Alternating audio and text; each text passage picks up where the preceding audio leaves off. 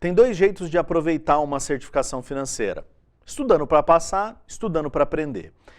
Se você estuda para aprender, significa que você vai ter muito mais confiança, você vai ter muito mais usos para o que você está estudando, porque você vai integrar esse conhecimento no restante das coisas que você sabe. Se você estuda só para passar, aí você vai fazer memos, aí você vai fazer decoreba e vai passar. Dos dois jeitos dá para passar. Só que é muito claro no mercado de trabalho os profissionais que, mais ou menos, né? Aqueles profissionais são mais ou menos. Até têm a certificação, mas de fato, não sabem muito do mercado financeiro. Eu sempre incentivo que as pessoas, quando vão buscar uma certificação financeira, que elas de fato aprendam, que elas busquem entender do que elas estão, o que elas estão estudando, para que aquilo faça parte do repertório delas e as torne profissionais melhores. That's all right.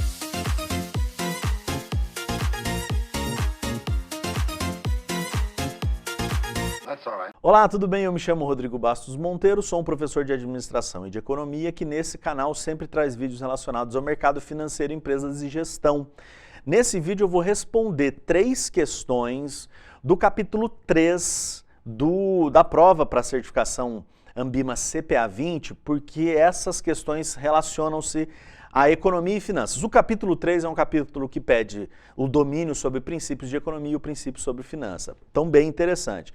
Quero te convidar a se inscrever neste canal, deixar uma curtida aqui nesse like, fazer um comentário nesse vídeo, porque isso é fundamental para que o vídeo fique bem ranqueado e chegue a outras pessoas, tá?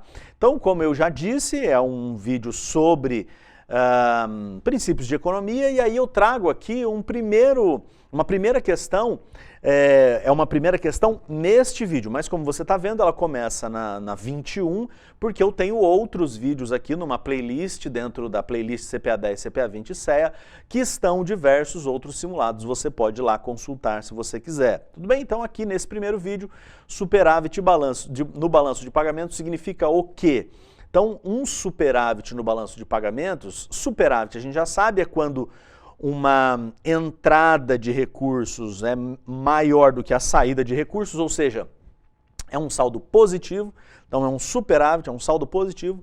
E o balanço de pagamentos, o que é o balanço de pagamentos? É aquela contabilidade que o Banco Central faz todos os meses, quanto à entrada de recursos estrangeiros, especificamente o dólar, né? O dólar é utilizado nas transações internacionais. Eu vou deixar um card aqui falando sobre o balanço de pagamentos, um vídeo espetacular que você vai entender tranquilamente como que a gente usa o dólar para operações de importação, de exportação, de transferência, enfim, e o Bacen faz a contabilidade desse balanço de pagamento, e quando ele percebe que tem um superávit, ele percebe que entraram mais dólares na economia brasileira do que saíram mais dólares, né? Então, provavelmente a gente, sei lá, exportou mais, falando em dólares, do que importou. Provavelmente teve mais investimento dentro do Brasil do que investimento de pessoas brasileiras fora daqui, que tiveram que enviar dólar. Provavelmente a gente teve mais operações no mercado financeiro aqui no Brasil, onde vem mais dólar, do que operações fora do Brasil, ou as pessoas tirando o dólar do Brasil, né? Então são várias as contas, transações correntes, conta de capital, balança comercial, balança de serviços, então várias balanças lá nesse card, nesse vídeo você pode ver. Então significa que entrou mais recursos do que saiu. Então a gente já deu a resposta, mas vamos olhar aqui as nossas alternativas. Então a dívida externa diminuiu? A dívida externa você sabe que não tem a ver com o balanço de pagamentos, porque o balanço de pagamentos é entrada e saída de recursos. A dívida externa é o Brasil levantando recursos mediante a promessa de pagamento, né, títulos públicos federais vendidos, negociados em moeda estrangeira fora do Brasil, né? Então não é a questão A. A taxa de câmbio aumentou, isso daqui até tem uma relação do balanço de pagamento com a taxa de câmbio. Mas qual relação? Se tiver um superávit na balança de pagamentos, o que a gente pode esperar, não que necessariamente aconteça assim, mas o que a gente pode esperar é que vai ter mais dólares na economia. Então não dá para esperar a taxa de câmbio subindo, né? A taxa de câmbio é a mesma ou ela até deve ter uma pressão para cair, porque você tem mais dólares disponíveis, o preço cai. Então, A e B está fora. Se a entrada de dólares na economia foi maior que a saída num certo período. Pronto, está respondida essa aqui a nossa questão. E por fim, as exportações de bens e serviços foram menores do que as importações em dólares. A gente não pode dizer isso num superávit. Por quê? Porque a balança comercial, que é isso, exportação de bens e serviços, aqui na realidade é a balança de bens e serviços, né? A balança de bens e serviços é um dos integrantes da balança de transações correntes, né? Ou de conta corrente, mais antigamente, hoje em dia é mais chamado de transações correntes. Então é uma componente, né? Quando você pode ter uma balança de bens e serviços deficitária e ainda assim ter um balanço de pagamento superavitário por conta das outras contas, transferências, rendas, né, 1 e 2, primárias e secundárias, conta de capital, enfim. Né? Então não é o caso da alternativa D aqui, por quê? Porque aqui a alternativa D está falando da balança de bens e serviços e o balanço de pagamentos tem muito mais contas. Tudo bem? Muito bem, vamos em frente. Questão 2 do nosso vídeo, 22 dessa série, os juros incidentes em uma operação de crédito, quando calculados de forma a atualizar o valor do principal a cada período N, quando a gente tem uma atualização do valor do principal, do valor do capital, né, o que a gente está falando aqui? A gente está falando de juro sobre juro, a atualização do valor do principal. Quando a gente fala, que é o juro composto, né, quando a gente fala o juro simples, o que acontece? O principal sempre é o mesmo. Pode passar quanto tempo for, o juro incidente naquele período N é sempre o mesmo. No caso, nominalmente falando, né?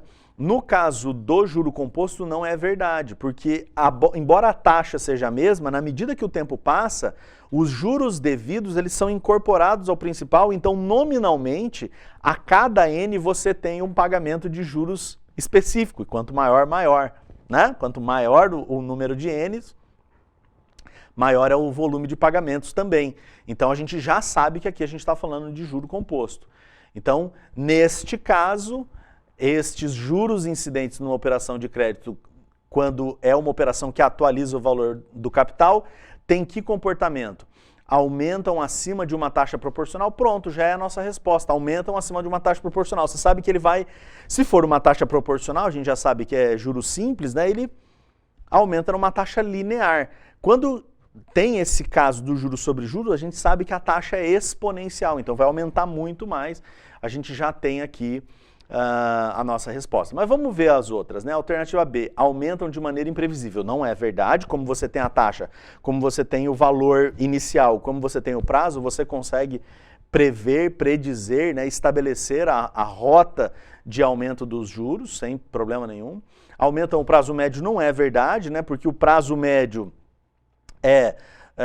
qual é a periodicidade em que será feito o pagamento de uma operação de crédito. Então, independe se juro simples, juro composto, no caso de prazo médio, se a gente estivesse falando de prazo médio ponderado, ou se a gente estivesse falando de duration, aí tudo bem, o juro podia ser uma variável utilizada, mas não é o caso aqui, está falando só de prazo médio, então não usamos o juro para isso, né? E aumentam a taxa de juro, não é verdade também, porque a taxa de juro é determinada, estabelecida, e ela não aumenta em função de quantos N, né, quantos períodos passam, então a gente já sabe que não é a letra D, a gente só pode ser a letra A. Muito bem. Por fim, neste vídeo aqui, sobre o custo de oportunidade. O que é custo de oportunidade, né?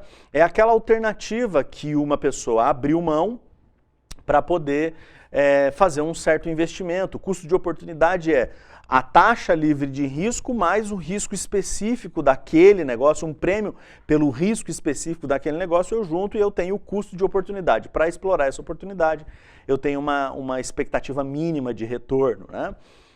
Então, essa que é a ideia aqui. O custo de oportunidade é quanto custa, qual é o valor.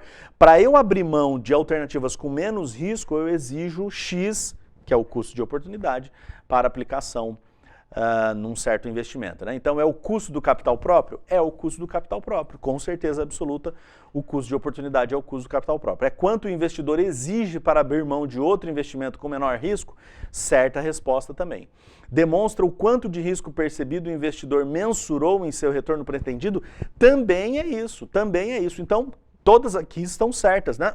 Todas aqui estão absolutamente certas, porque o custo de oportunidade parte da taxa livre de risco, observa o risco do negócio específico e é uma espécie de quantificação de quanto, uma quantificação de risco percebido pelo investidor para aquele investimento. Tudo bem? Eu espero que você tenha gostado, fique bem, nas próximas a gente vai continuar fazendo simulados aqui para você, tá bom? Tudo de bom, um grande abraço, até a próxima, tchau!